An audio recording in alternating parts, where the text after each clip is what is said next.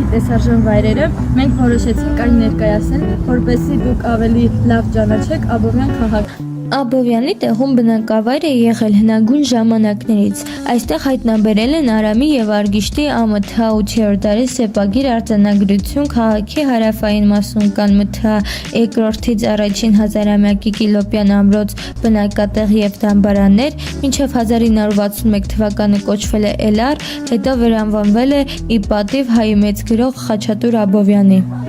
Սուրբ Հովհաննես եկեղեցին գտնվում է քաղաք Աբովյանում։ Նրա ճարտարապետական աշխատանքները սկսվել են օգոստոսի 24-ին 2006 թվականին։ Եկեղեցու հեղինակը Հայաստանի վաստակավոր ճարտարապետ Արտակ Ղուլյանն է։ Նախագծի կոնստրուկտորները Հովհաննես Մեյրոյանը և Տիգրան Դադայանը։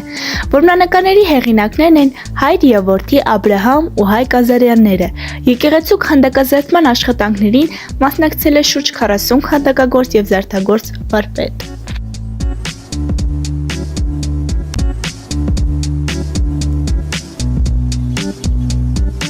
Աբովյանում իր կարևոր դերն է զբաղեցնում Էլառի Սուրբ Ստեփանոս եկեղեցին։ Էլառի Սուրբ Ստեփանոս եկեղեցին այն կառուցվել է 19-րդ դարում։ Մեսրոպ Սմբատյանի աշխատության մեջ հիշատակվում է, որ այն կառուցվել է 1751 թվականին Էլառ գյուղում, որը եղել է Աբովյանի հին բնակավայրերից մեկը։ Եկեղեցու բակում կան շատ շիրմաքարեր։ 2001 թվականին եկեղեցին սկսել է վերանորոգվել, բայց կանգնեցվել է։ 2010 թվականին վերանորոգումները շարունակվել են ֆրանսիական բարերարների նվիրատվությունների շնորհիվ։